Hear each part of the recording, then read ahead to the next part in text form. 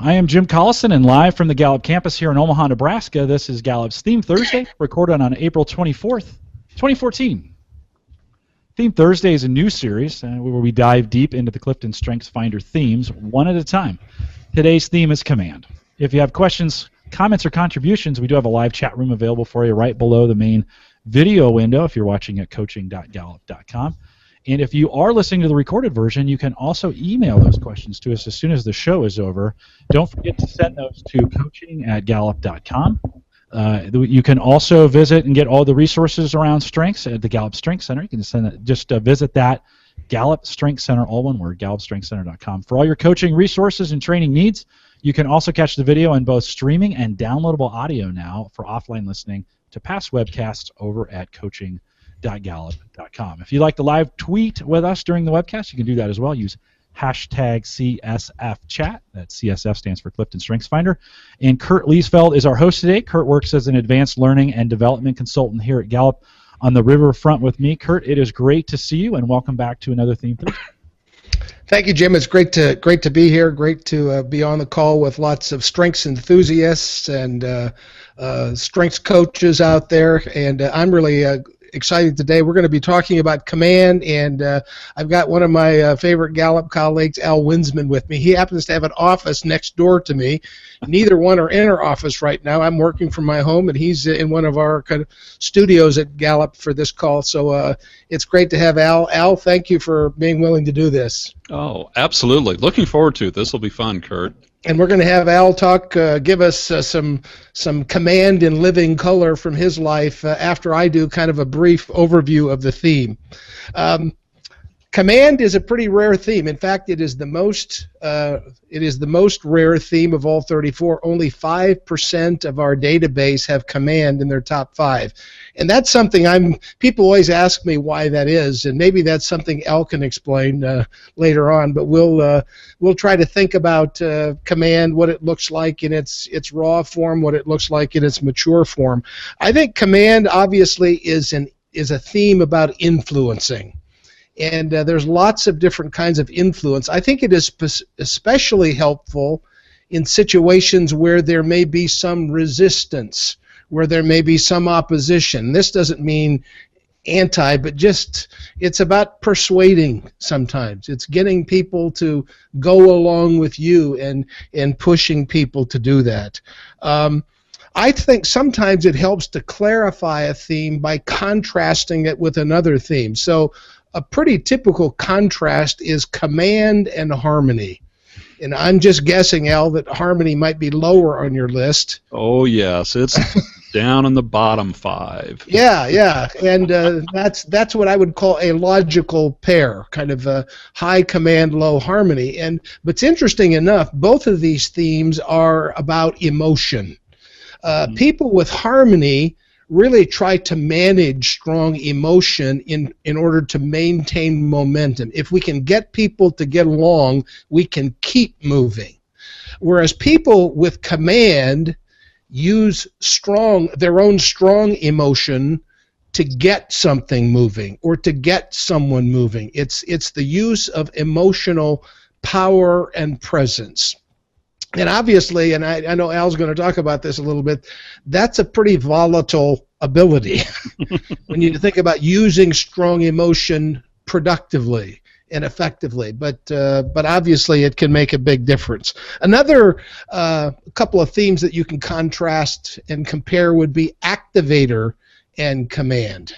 And I think Al's got some of both of those. Mm-hmm. So, but one is more about getting something moving, kind of going from zero to nothing. It's creating momentum. The other one is a bit more about dealing with opposition, when something is slowing you down, when something is pushing against you. And so that's just another way to think about it. Sometimes people like it when we come up with different words for this theme that help us to understand it. So words like decisive is, I think, a command word.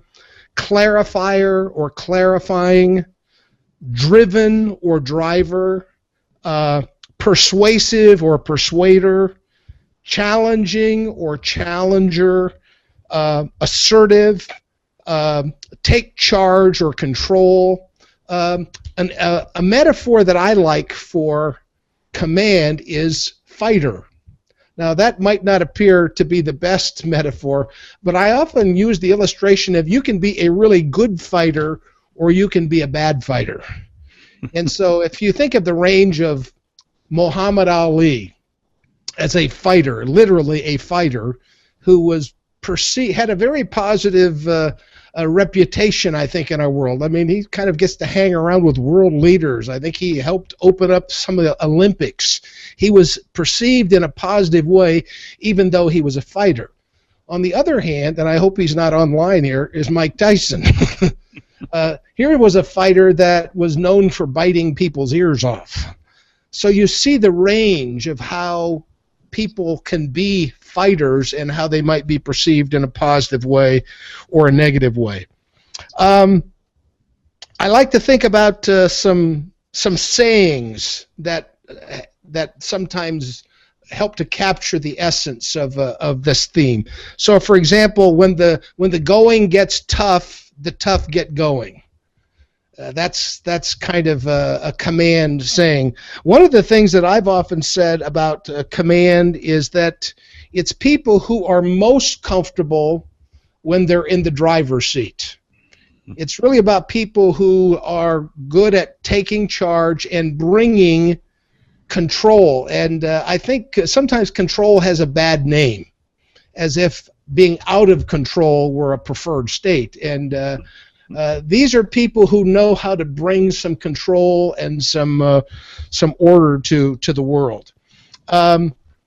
Something that I've always wondered, and this may be something people in chat can kind of think about, is there a fictional character, either in TV or movies or literature, that somehow represent this theme? And so if there's anybody out there, if that's something you want to start chatting about, and then maybe Jim can let us know of which one of these things has kind of, if anybody comes up with some new ones. Another one might be a song, a theme song. Is there a song that kind of captures the essence of what command could look like? Let's see, what else? I think something else that I think is important to think about is the themes that are most often paired with command. The theme that's most often paired with command is strategic. Mm-hmm. And it makes some sense that it would be that way. The themes that are least often paired with command are discipline and developer. And again, that might be something that we can kind of talk with Al about as well. I think that's probably enough of my just overview here. I think people enjoy it most when we get to talk with the people who have this theme and we can see it in living color. So Al, let me just first of all say, let me just ask you, how do you think? Can you give me some examples of how command has helped you in your life? And this can be your personal life, your professional life. What are some examples of where command has really made a positive difference? Yeah. Hey, thanks, Kurt. It really is a pleasure to be on this today. I love these Theme Thursdays, and I love talking about themes. And I really appreciate the opportunity to talk about command, which I think is one of the least understood themes. Because a lot of times we hear command described in the basement of command rather than the balcony of command. But how command has helped, and I love your image of being in the driver's seat, and while you were talking about that, it just makes perfect sense because you and I travel so much for our jobs as learning and development consultants. And we have colleagues who prefer, once they get to the airport, to take a cab to the hotel or to wherever they're conducting their sessions. Well, that's not me. I need to rent the car so that I can drive there because I need to be in control of where I'm going, when I'm going to get there, and I need to be able to leave when I want to. So it's literally you want to be in the driver's seat, not just figuratively. Want to be in the driver's seat. So, but it really is. I think about command, and I like what you said about presence. And command to me, and how I see that working, and you talk about being paired with strategic. I have ideation, futuristic, maximizer, strategic, and command. So absolutely. So how that works is I have a plan, but I also know that I need to implement that plan, and I need to lead that plan. And so how command has really helped me, and I think it's in terms of presence and persuasiveness. I think of command as an energizing, persuasive, and inspirational theme. Command, at least the way I look at it and the way it's worked for me, is for my command to be alive, I've got to have other people around. It's about leading other people. And it's also inspiring them with a vision of what they can be and giving them the confidence. And I think that that's probably one of the greatest benefits that I see of command, at least my experience of it, is being able to inspire confidence in others. And that's the thing about command. It's we can do this. And trust me, because I've seen greatness in you. And because I've seen it, I know that we can do great things together, and we can accomplish things that we never dreamed possible. And here's how we're going to do it. And it's one of those things that I've seen. It is. It's as you said. It's about overcoming obstacles.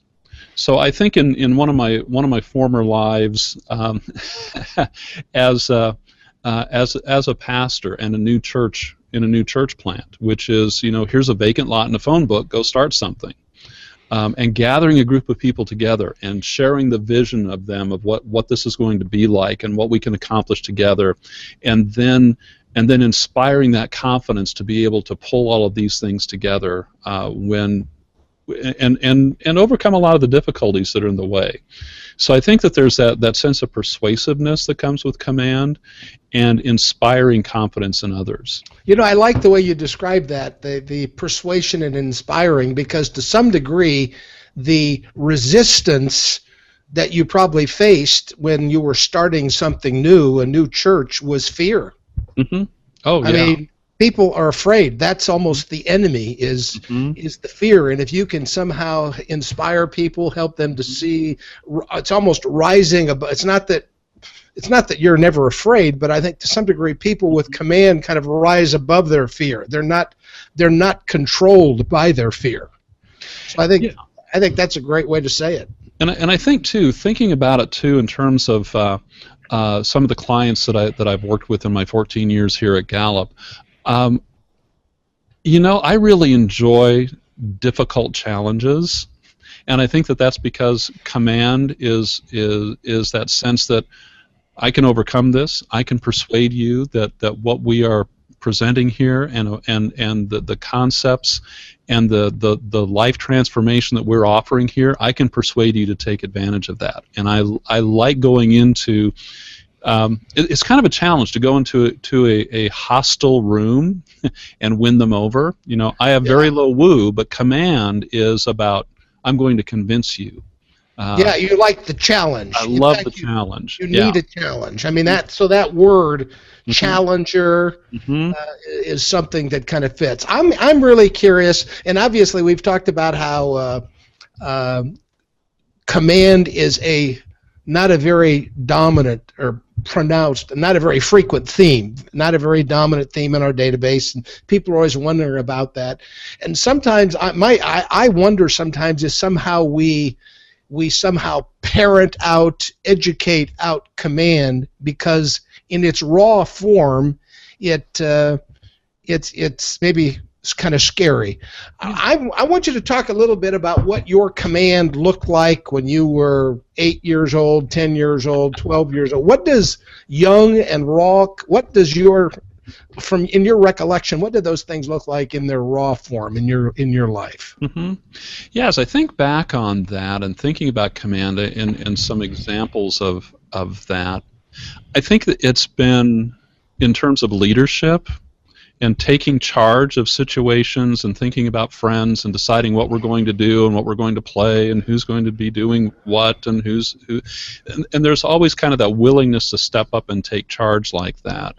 But there's also the innate sense, and I don't know how this has worked with other people with command, is that you got to be careful, because as you said, it's an emotionally explosive theme.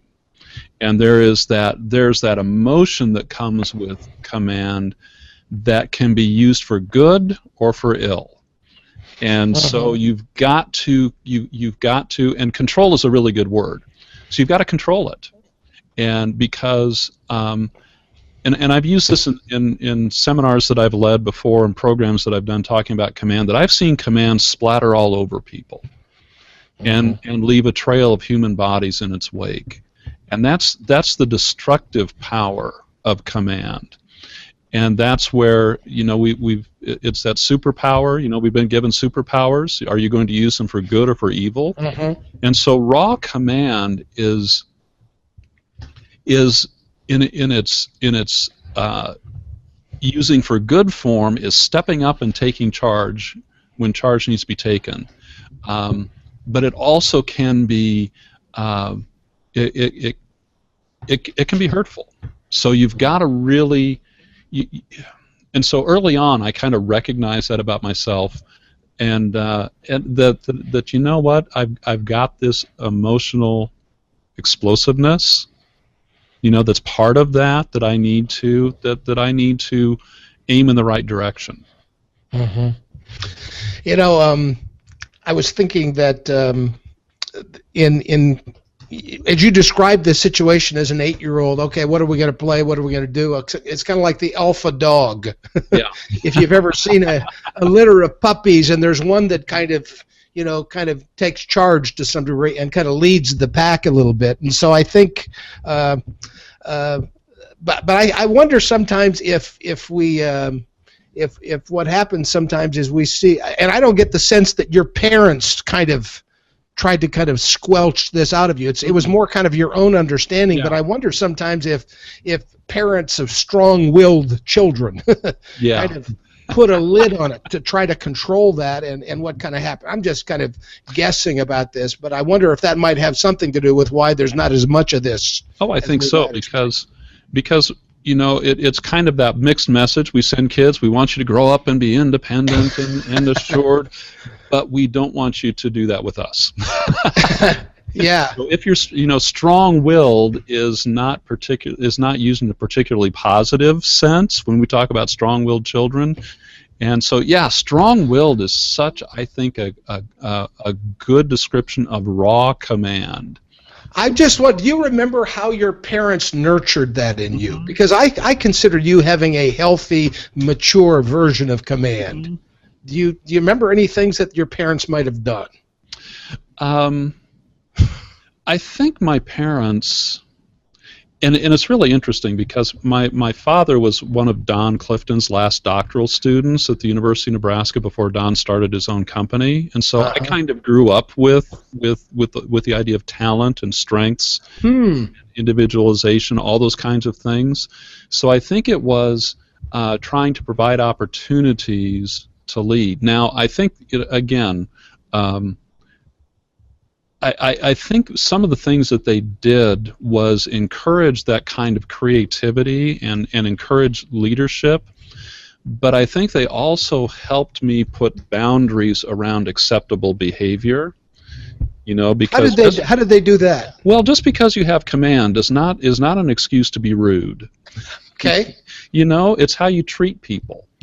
And it's kind of instilling the values, and I think that really, and we've talked about this before, that the values really kind of shape how you use your themes, and that the idea that, and it's something that comes from one of the philosophers, but I remember my father saying, the people are not ends to be used towards a goal. People are the goal. And he really lived that out and instilled that in us, and my mother as well. And so it's always it's about how you use what you've been given, and it's creating that sense of who you are is to be used for the good of other people. And I think that others orientation rather than self orientation, I think that's something that my parents did for me to be able to help me, I think, focus that command. Now, it doesn't mean I don't fall into the basement every now and then. Sure. Yeah. No, I understand. But I just know that you have you've developed. You're a great example of someone who uses this productively and effectively. Let's kind of switch gears a little bit. Let's move to thinking about you in a different role. Mm-hmm. Not the role, not just of leader of a group of people that you're leading or leading an organization, but leading your family. Mm-hmm. I want you to think about how has command helped you to be a better parent?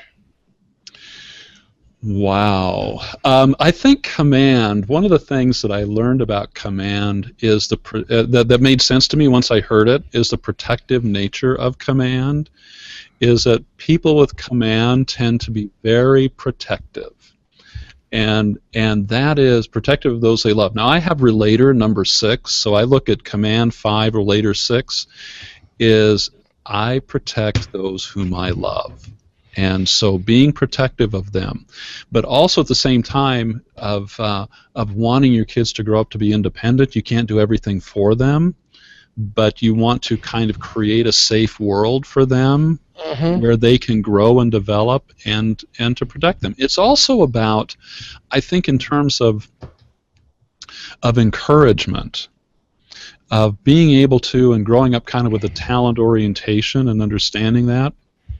And I think command in terms of parenting helps me to, I think, inspire belief in my children in themselves. Yeah, it's kind of what you talked about earlier, yeah. Inspiring and persuading. You can do this. Yeah, you can do this. You can do. I've seen you do this, and it's kind of, because I believe in you, you can believe in yourself. And you know, I think that may be what command does.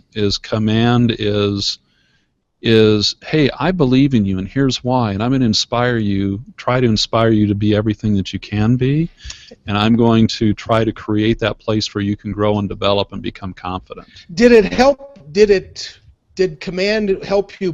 Did you push your kids occasionally when they maybe didn't want to go forward? Yes.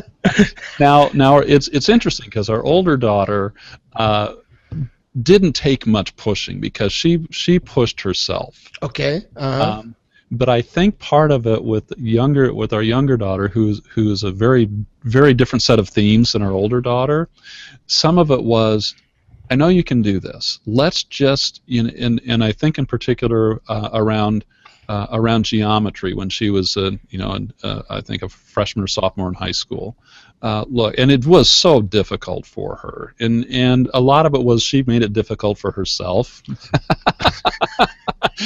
But it's kind of like, look, I know, let's just get through this. You don't have to get an A in this class.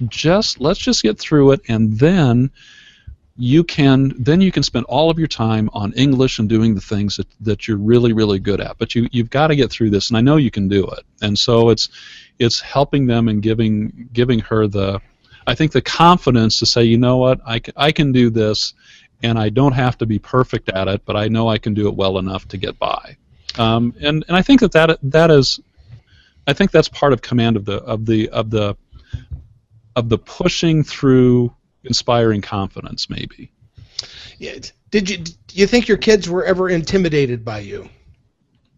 I should ask them. Yeah, you should ask them.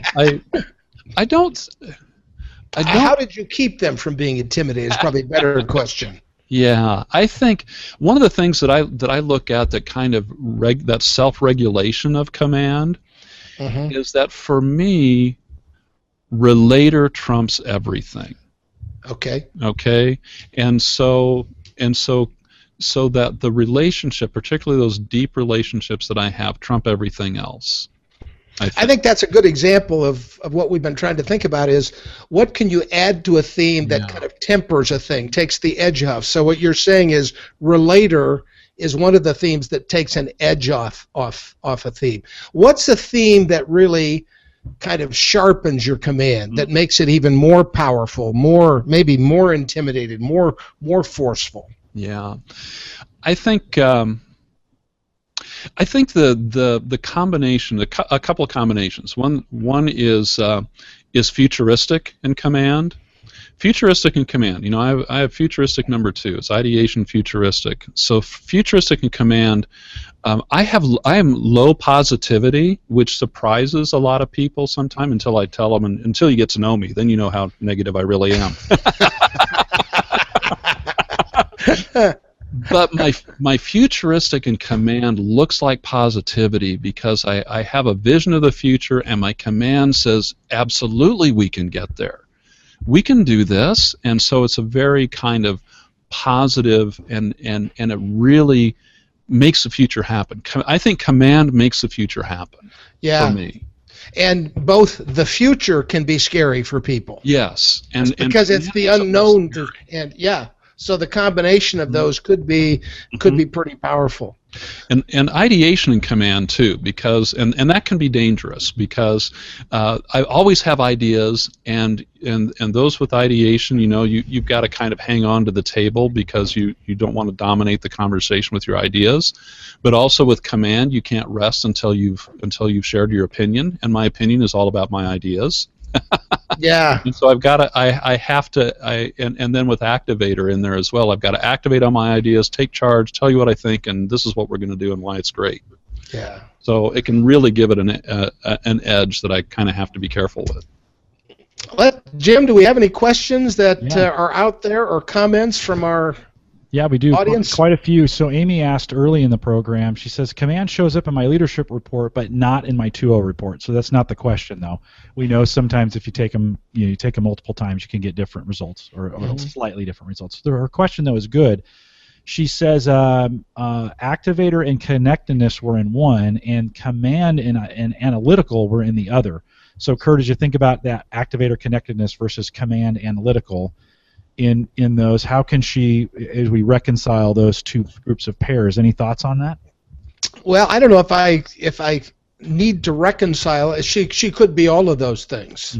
I mean, it could be that she's connectedness, she's activator, she's command, and she's analytical. So I'm not sure that one substitutes for the other one, but I certainly can see that those things could kind of coexist in a person. Activator and connectedness is a little bit like I'm pushing for some kind of global vision as well. It's kind of almost the values, pushing for a values, and command and analytical. Yeah, I don't know if I really have a good answer. Al, I don't know if you have an answer to that. Yeah, I think.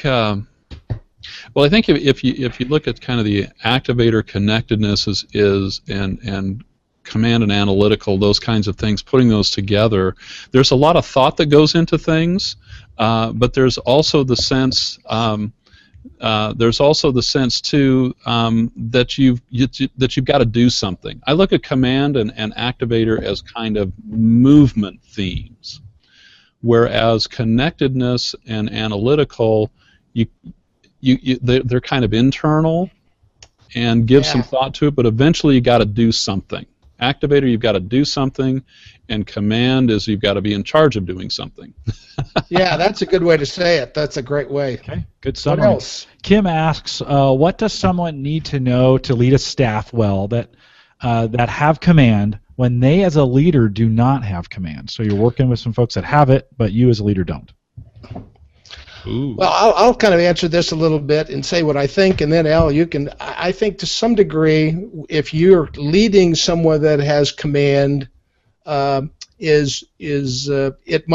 might be easily intimidated by them. You might kind of, they might be able to kind of take control when they're not need to. So you might have to be. I often find you have to find your own backbone to deal with them, because I think, and I've heard you say this, Al, I think to some degree people with command like to be pushed back against. They really respect people who are assertive and tell the truth, and they like that kind of clarity. So I think don't be afraid to be clear, to be direct with that person, because they really enjoy that. Al, maybe you can say about that too. Yeah, that's a really good point. And one of the things I found in command and you're right. At least for my command, is command expects pushback and likes pushback because that's when you get to clarity. Okay, and you've got the pushback. However, command doesn't because of the very nature of command, doesn't necessarily invite pushback, or doesn't invite pushback by their very countenance. Okay, and so because of who you are, people aren't gonna naturally want to push back, because when you're talking, it sounds like I don't want any argument, but when in reality you do. So I like the idea of finding your own backbone. The way I kind of manage that as a leader is in leading groups, and a lot of times I'll talk about what I'm thinking, but then I'll say, I don't know. I could be wrong about this. Tell me what you think. And so I have to invite that pushback. Now, the person on your team who has command that you're leading may not say that, but in all likelihood they're thinking that, or at least something's going on saying, what about some what's going on that I can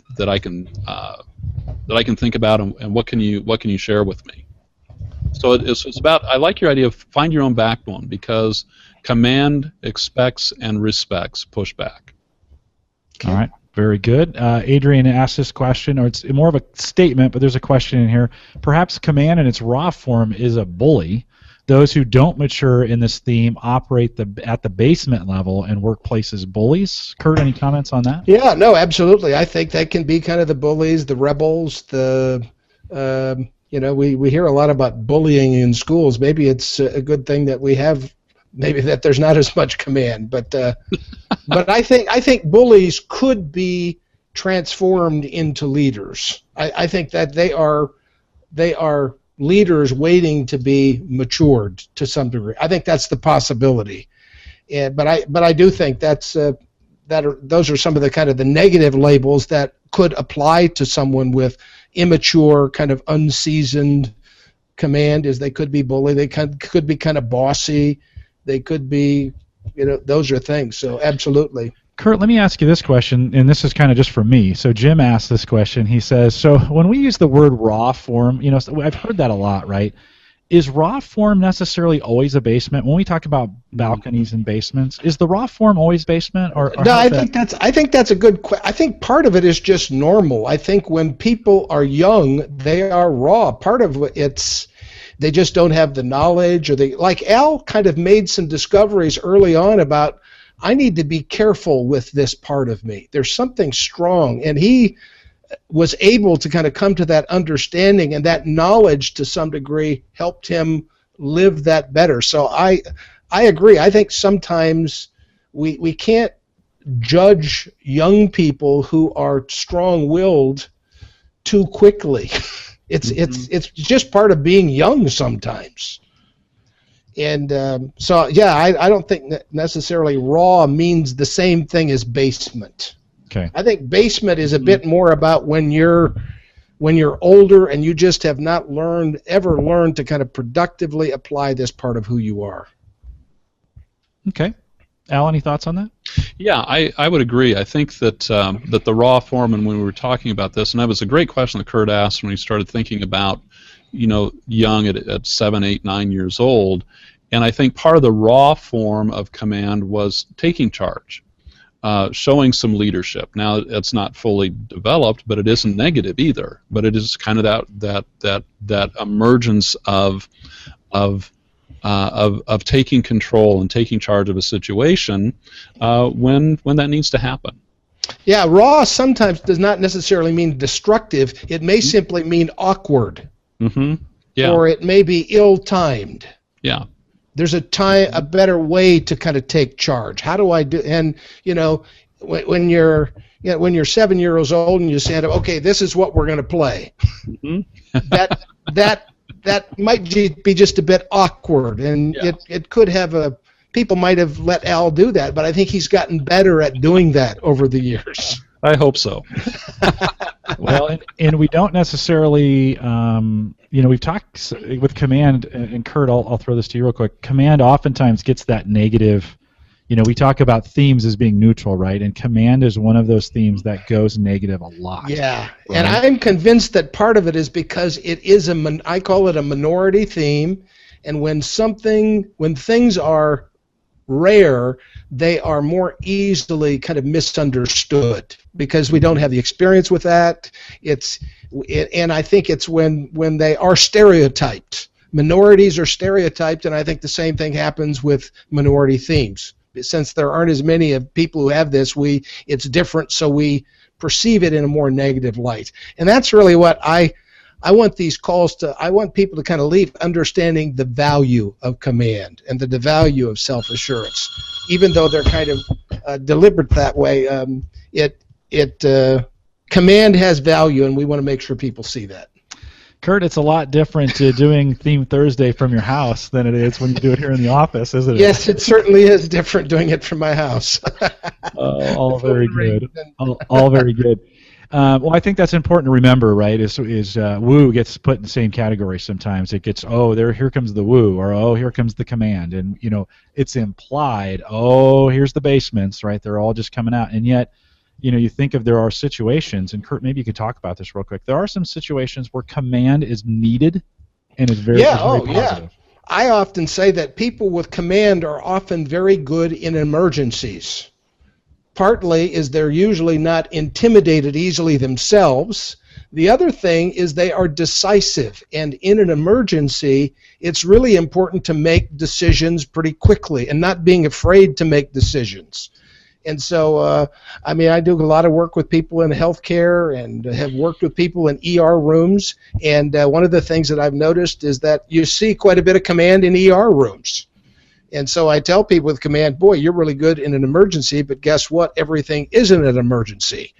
The same kind of directness and decisiveness that you use in an emergency room situation is not necessarily the kind of decisiveness and directness that you might use in a non-emergency situation. So getting sophisticated in how you leverage that theme, and that's where I think it's so important to think, what can I add to this theme?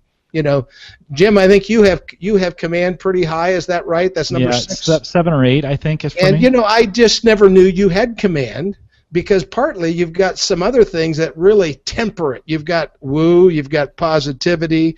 There's a warmth that you wrap around that kind of power and authority of command that really, to some degree, softens it. Not necessarily softens the effect, but softens the experience of command. And I think that's part of what might be something that would be helpful for coaches or people that have command to think about. What can I add to this theme that if I want to change the effect of the experience of this theme and the effect of this theme, I might think about experimenting with adding another theme to it. Al and I were talking just before we went live on the pre-show. For command, it works out for me. In the absence of leadership, I will always fill in, right? And I'll talk a little bit about that, right? Because the command can't stand no one being in charge, right? They have to kind of step up and fill that role. Yeah, absolutely. It's and that's the thing I've noticed about command is that command respects good leadership. And I'm perfectly comfortable to let somebody else lead if they're doing it well, and if there's no leadership and leadership needs to be taken, I often say I'm not afraid to take it, and it is kind of that jumping in when things need to happen. I think the other thing too is that one of the things I look at my command is because of the not easily intimidated, and I think about that in terms of professional relationships I've had, but also too not being intimidated is if there's not a challenge to be met, I get a little bored because I like challenges and I like to take risks because there's a challenge involved, and it's like give me something new to learn, give me something new to do, and I think back, Kurt, and this has really sparked a lot of thinking in me. I never did things the easy way. In learning things and in trying things, I always took on the most difficult challenges I could think of. I always looked at the things that would be hardest for me to accomplish, to try to master. And I think that had a lot to do with command, because it is, I want to do this, and I want the challenge. And so I think about, you said something about driven.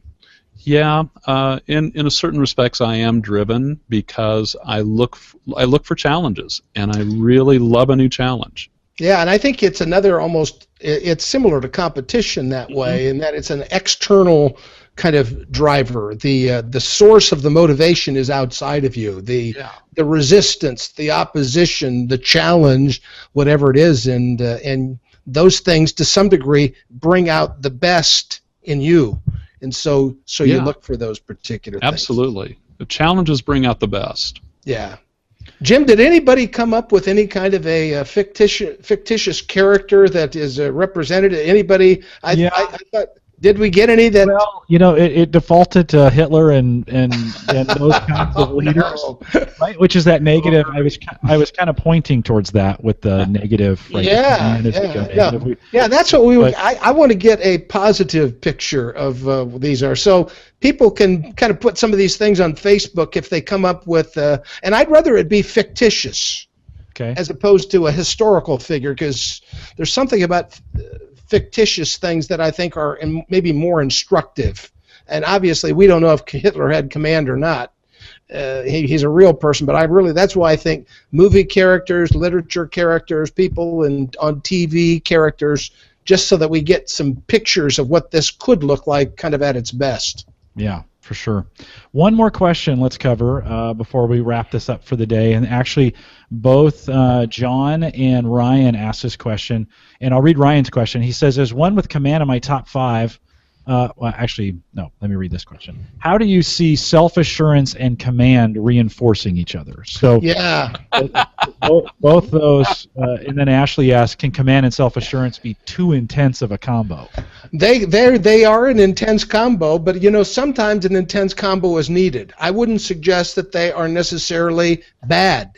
They are two themes that sharpen each other, kind of like when iron sharpens iron. I think this is a great example of that. When you've got both of those, you've got an internal confidence and a kind of a certainty about you, and you've got this kind of attraction to meeting external challenges. There are times and places when that could be very valuable. I think you have both of those, Al. I do. I have self-assurance number 9, and sometimes it pops up into my top 5. But so I like to say jokingly that when my command and self-assurance are working together, I can be absolutely insufferable. Because the self-assurance is that inner certainty, the inner certainty and confidence about the direction that I'm taking, and command knows that I can bring others along and inspire them to get us there, and we can meet any challenge, meet any resistance. Yeah, I think to some degree command makes it more influential. I think to some degree a person with self-assurance can think, I think I'm right, but they may not do anything about it. Right. It's more internal in a sense. I'm confident in my own abilities, but I think command could I think they both could add value to each other, to tell you the truth. Kurt, so you jarred some people's creativity. All right, good. So we have some coming in. Colonel Potter from MASH, Iron Man. So, Tony Stark. Tony Stark. The actor who plays that, right? His personality, he's already that way, right? He it's so funny as an actor. He doesn't have to play anybody. Robert Downey Jr. It's just he is Iron Man, right? And so just the name sounds like command a bit there. He's just in charge. Somebody mentioned King Arthur, Captain America, right? These are all a lot of military in there. Command fits that military structure very well because orders have to be given and not questioned. Yeah. Right? And so someone high in command they would do well in those kind of circumstances. Yeah, good. So, very good. Well, Kurt, they're asking who's in the recliner behind you. That's my wife, who has command as well. Yeah, so she's coming to join you. She doesn't know she's on the camera. She's going to be internet famous by the time we're done here. Kurt, anything else? We're at the end of our time here. No, I think I just am always trying to help themes that are sometimes have more negative perceptions about them be well perceived, and I think command is one of them that I have.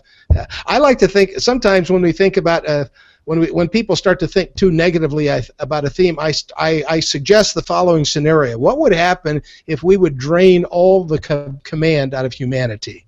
What would be the effect if no one had command? If no one would take charge? If no one would be willing to push against something that was the resistance or the opposition? What if, think about our country, what if no one would have dared to start the American Revolution, to go against the King of England? So I just think there's tremendous value that can come from this theme, but I think this is a volatile theme that I think people need to learn how to manage and to really maximize it. Very good. Well, Al, we want to thank you for coming on as well. And you jumped in at the very last minute. We had Jeannie Ruhlman lined up to join us today, and she could not at the last minute. So, Al, thank you for jumping in and doing this last minute. Oh, absolutely. This was a lot of fun. Thank you. Thanks, Great Al. having you. We'll remind everyone to take full advantage of all the resources. If you're maybe listening for this for the first time, you haven't taken the Strengths Finder, or you want to get more resources around them, we have them all available for you at the Gallup Strengths Center. Just go to gallupstrengthscenter.com. Send us your questions or comments, and if you'd like to be a guest blogger on our coach's site, you can do that as well. Just send us an email, coaching@gallup.com.